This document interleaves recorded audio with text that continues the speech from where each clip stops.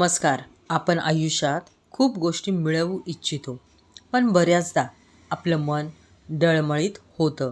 अशा वेळी कामी येते ती म्हणजे संकल्पशक्ती. आज मी तुम्हाला सांगणार आहे की हनुमान चालिसेचा विधिवत संकल्प करून तुम्ही तुमच्या आयुष्यातील मोठ्या समस्या कशा दूर करू शकता आणि हव्या त्या गोष्टी कशा मॅनिफेस्ट करू शकता. आता संकल्प कसा करायचा? संकल्प म्हणजे देवाला दिलेले वचन आणि स्वतःला दिलेली शिस्त.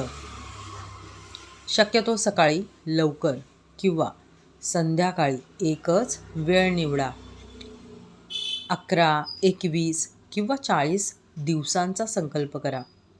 हातात थोडं पाणी घेऊन तुमची इच्छा, उदाहरणार्थ नोकरी, आरोग्य किंवा मातृत्वाचं सुख किंवा अजून काही मनात उच्चारा आणि म्हणा, बजरंगबली, मी पुढचे 21 दिवस तुमची सेवा करणार आहे.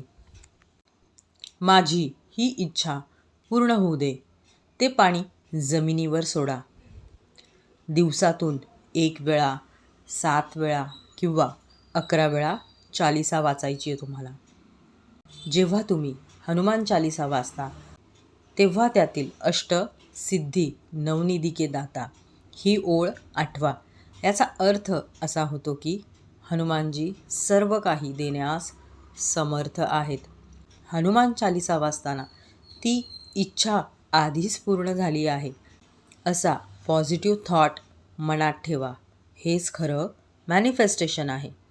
तुमची श्रद्धा जितकी घट्ट तितका रिझल्ट लवकर मिळेल.